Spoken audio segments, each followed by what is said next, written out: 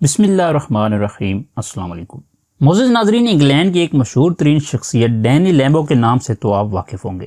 ان کا شمار انگلینڈ کے ارب پتی لوگوں میں کیا جاتا ہے، اور آپ یہ سن کر حیران ہوں گے کہ اس وقت ڈینی لیمبو کے اثاثوں کی مالیت 50 ملین پاؤنڈ سے بھی زیادہ ہے، جو کہ یقیناً ایک بڑی رقم ہے۔ اس کے علاوہ انگلینڈ کی مشہور ترین ہوٹل دی پیویلین ہیملٹن بھی اس شخص کی ملکیت ہے۔ اس کے علاوہ ڈینی کو لگژری کاروں کا بہت زیادہ شوق ہے، اور خاص کر لیمبورگینی کارز کا، اور اسی شوق کی وجہ سے ان کا نام بھی ڈینی لیمبو مشہور ہو چکا ہے۔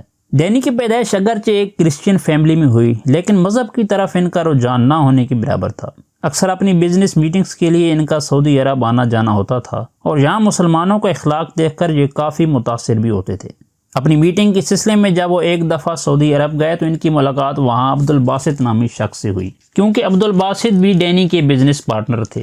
باتوں باتوں میں ڈینی نے باسط سے اسلام کے بارے میں کچھ سوالات کیے، اور ان سوالات کے جوابات عبدالباسط نے اتنی خوبصورتی سے دیے کہ ڈینی اسلام سے کافی متاثر ہو گئے، اور کچھ دن سعودی عرب میں گزارنے کے بعد اللہ تعالیٰ نے ڈینی کو توفیق عطا فرمائی کہ انہوں نے اسلام قبول کرنے کا فیصلہ کیا، اور خوش نصیبی سے اسلام قبول کرنے کے ساتھ ہی اللہ نے انہیں عمرے کی سعادت بھی نصیب فرمائی، اور اپنے اس مقدس لمبے کی ویڈیوز بنا کر ڈینی نے سوشل میڈیا پر نشر کر دیں تاکہ پوری دنیا کو پتہ چل جائے کہ وہ اب مسلمان ہو چکے ہیں۔ ایک پوسٹ میں ڈینی نے بتایا کہ وہ اب انگلینڈ میں بطور مسلمان داخل ہوں گے، اور آخر میں انہوں نے عبدالباسط کا بھی شکریہ ادا کیا کہ انہوں نے سچائی ڈھونڈنے میں میری کافی مدد کی۔